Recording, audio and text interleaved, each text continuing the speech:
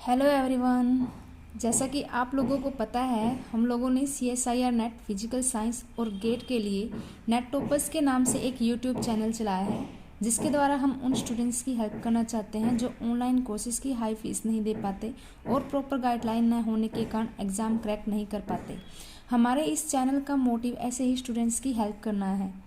Last video में हमने temperature, heat, specific heat, molar heat capacity को डिफाइन किया था। आज हम पढ़ेंगे हीट कैपेसिटी। हीट कैपेसिटी किसी भी मैटर की वो ऊष्मा क्षमता होती है जिसके द्वारा हम उस मैटर का टेम्परेचर 1 डिग्री सेल्सियस या 1 केल्विन तक बढ़ाते हैं। उस ऊष्मा क्षमता को बोलते हैं हम हीट कैपेसिटी। जैसे कि हम लोगों को पता है, dQ is equal to mc/dt। अगर मैं यहाँ पे mc को मैं कैपिटल C पुट कर देती हूँ तो हमारा फॉर्मूला बन जाता है dQ is equal to C/dt। यहाँ पे C कैपिटल C है और यहाँ पे ये वाला C स्मॉल c है। तो ये जो कैपिटल C है इसको बोलते हैं हम heat capacity.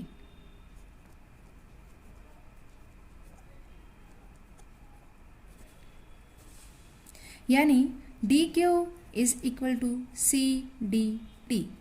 C is equal to dQ/dt। इसको मैं इक्वेशन 1 ले लेती हूँ, इसको मैं इक्वेशन 2 ले लेती हूँ। यहाँ पे अगर मैं temperature difference dt is equal to 1 degree Celsius और 1 केल्विन लेती हूँ तो dQ is equal to C, यानी the amount of heat required to raise the temperature of whole matter through 1 degree Celsius or 1 Kelvin is known as heat capacity। अगर हम इसकी unit की बात करें, SI सिस्टम में इसकी यूनिट होती है जूल पर केल्विन और जूल पर डिग्री सेल्सियस। बट हम हीट को प्रैक्टिकल यूनिट में मेज़र करते हैं, यानी कैलोरी में मेज़र करते हैं, तो CGS सिस्टम में इसकी यूनिट होती है कैलोरी पर केल्विन और कैलोरी पर डिग्री सेल्सियस।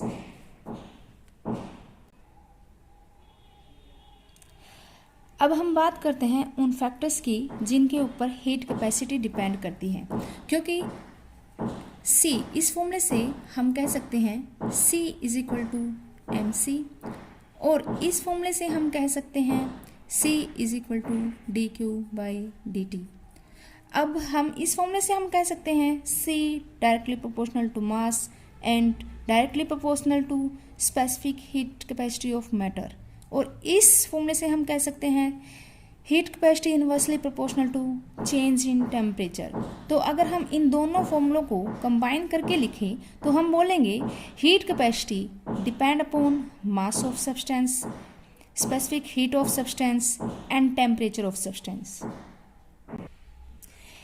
हीट के कॉन्सेप्ट में मैं एक चीज़ और ऐड करना चाहूँगी। कई बार हम देखते हैं कि heat given to a system is taken as positive, heat taken from a system it taken as negative. यानी कई बार हीट पॉजिटिव भी हो सकती है और हीट नेगेटिव भी हो सकती है। अब हम देखना चाहेंगे कि ये हीट नेगेटिव कब होती है और पॉजिटिव कब होती है, क्योंकि हमें पता है heat is equal to mc/dt। यानी हीट डिपेंड करती है मास के ऊपर, स्पेसिफिक हीट के ऊपर और टेम्परेचर चेंज के ऊपर। बट हमें पता है मास of substance is always positive, specific heat is always positive and dt मतलब चेंज इन टेम्परेचर। यानी चेंज इन टेम्परेचर नेगेटिव हो सकता है और चेंज इन टेम्परेचर पॉजिटिव हो सकता है। यानी हीट चेंज वो पॉजिटिव होगी कब, जब टेम्परेचर डिफरेंस पॉजिटिव आएगा, और हीट चेंज नेगेटिव कब होगी, जब टेम्परेचर डिफरेंस नेगेटिव आएगा। यानी इसको हम ऐसे समझ सकते हैं कि मान लेते हैं कि हमारे पास 2 बॉडीज हैं, इसका टेम्परेचर T1 है, इसका टेम्परेचर T2 है। अब हमने मान लिया T1 ग्रेटर देन T2। अगर हम इन दोनों को एक दूसरे के कांटेक्ट में लेके आते हैं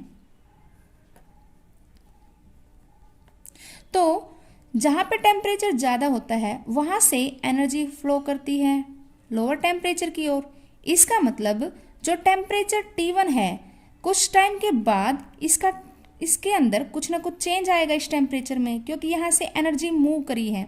इसका मतलब कुछ टाइम के बाद इसका टेम्परेचर क्या हो जाएगा, कम हो जाएगा, यानी T1 डैश मान लेते हैं। कुछ टाइम के बाद इसका टेम्परेचर T1 डैश हो गया और इसका टेम्परेचर, क्योंकि इसने कुछ ना कुछ एनर्जी ली है, इसका टेम्परेचर T2 डैश मान लेते हैं। लेकिन जो T1 डैश होगा वो लेस होगा T1 से और T2 डैश होगा वो ग्रेटर होगा T2 से। इसका मतलब अगर हम इस सिस्टम की बात करें, इसका टेम्परेचर डिफरेंस नेगेटिव आया है, इसका टेम्परेचर डिफरेंस पॉजिटिव आया है। इसका मतलब इसके अंदर जो हीट आएगी, हीट इसकी नेगेटिव आएगी और इसके अंदर जो हीट आएगी वो पॉजिटिव आएगी। इसका मतलब हम कह सकते हैं heat given to a system is positive.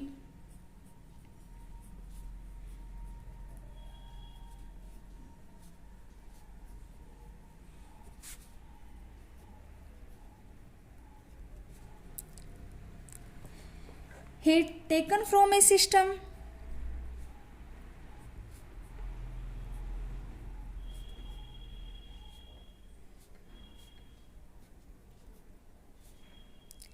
is negative। इन दोनों पॉइंट्स को आपको याद रखना है।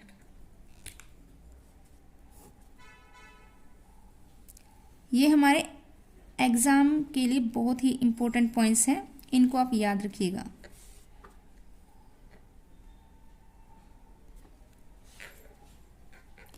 अब हम लोगों ने हीट का कॉन्सेप्ट कंप्लीट कर लिया। इसको एक बार एक जगह लिख लेते हैं, कंक्लूजन निकाल लेते हैं जो हमने अभी तक पढ़ा है।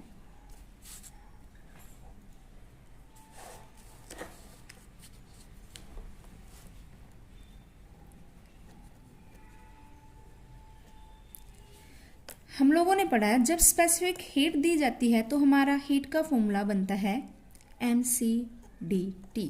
यहाँ पे m मास ऑफ सब्सटेंस है, c specific heat of substance है, dt is change in temperature है। अगर बात करें हीट कैपेसिटी की then dq is equal to CdT। यहाँ पे स्मॉल c है, यहाँ पे कैपिटल C है और यहाँ पे जो कैपिटल C है इज इक्वल टू mc।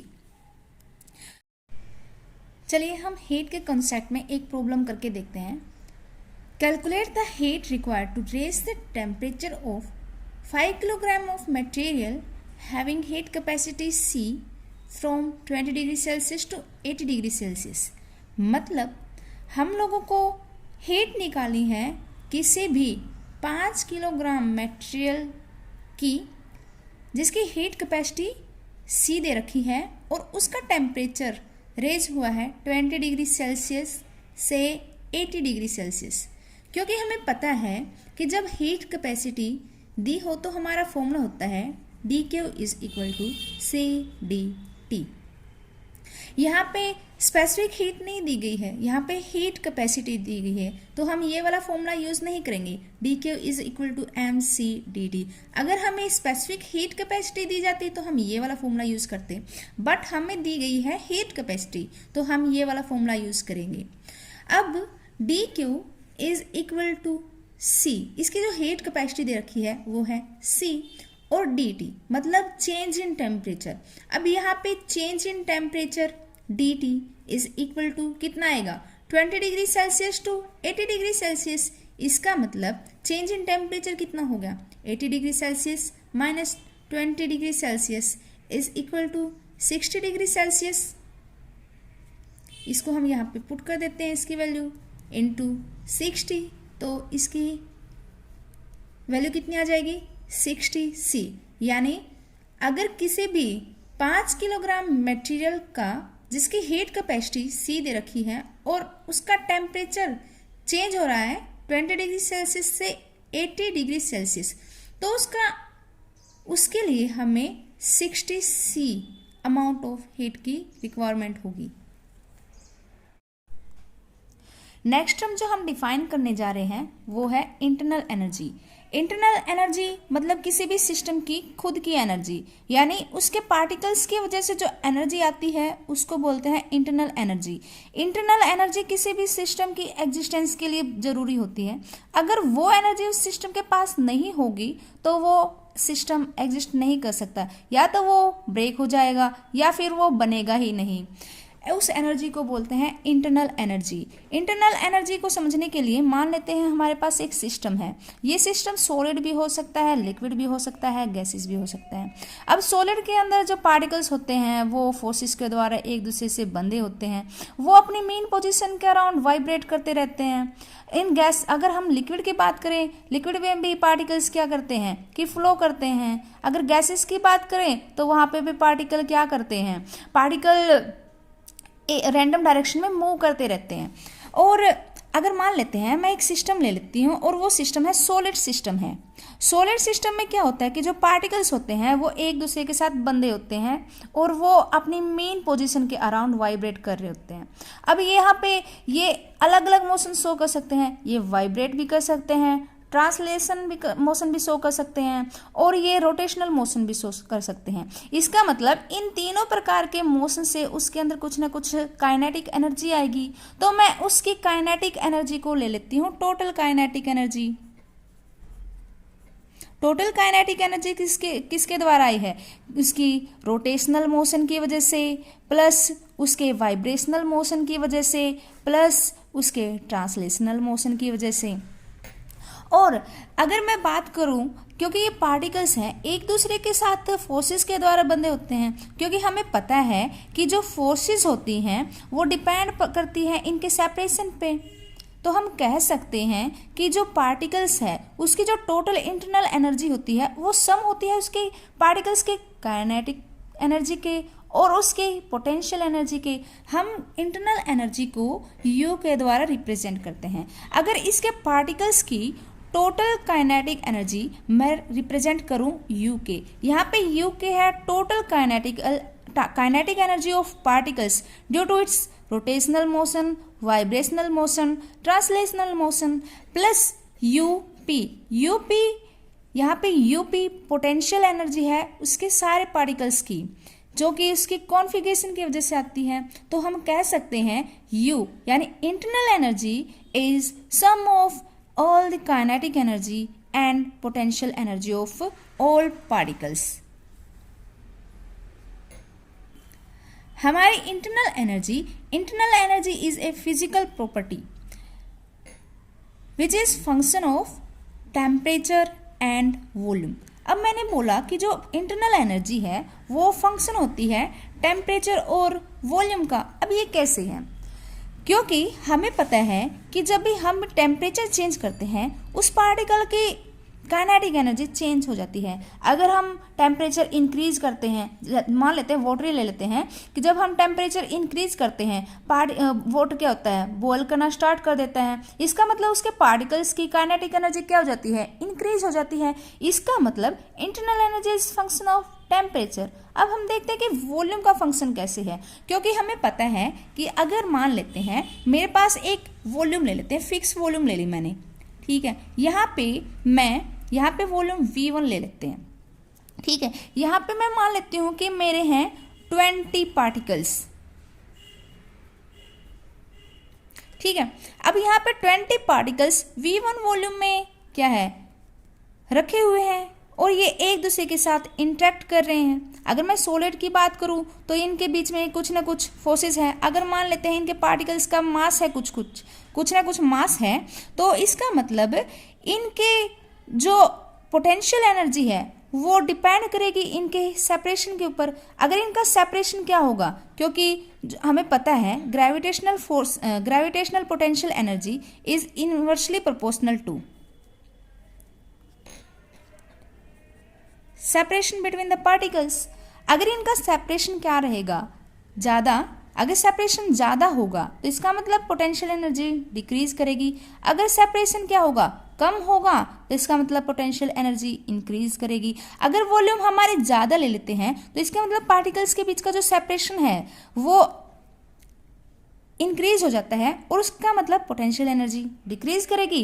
अगर मैं यही वॉल्यूम क्या कर दूं, बहुत ही कम कर दूं, पहले के मुकाबले कम कर देती हूं, तो यहाँ पे पार्टिकल्स का जो यही 20 के 20 पार्टिकल अब कम वॉल्यूम में है, अब कम वॉल्यूम में है, इसका मतलब इनके बीच का जो सेपरेशन है वो क्या हो जाएगा, कम हो जाएगा। इसका मतलब सेपरेशन अगर कम होगा तो इसका मतलब इसके जो पोटेंशियल एनर्जी है वो इंक्रीज हो जाएगी। इसका मतलब हम कह सकते हैं कि जो पोटेंशियल एनर्जी वो डिपेंड करती है वॉल्यूम ऑफ पार्टिकल्स, इसका मतलब वॉल्यूम ऑफ सिस्टम, यानी total potential energy is function of temperature and volume. But हम किसी भी मेथड से किसी भी सिस्टम की इंटरनल एनर्जी कैलकुलेट नहीं कर सकते, बट हम उसके अंदर चेंज निकाल सकते हैं। तो हम बोल सकते हैं change in internal energy of a system is equal to, क्योंकि यह दो इंडिपेंडेंट वेरिएबल्स का फंक्शन है तो हम यहाँ पे इसका पार्शियल डेरिवेशन लेंगे। करली u अपॉन करली t at constant volume dt plus करली u अपॉन करली v at constant temperature dv। ये है चेंज इन इंटरनल एनर्जी का फॉर्मूला।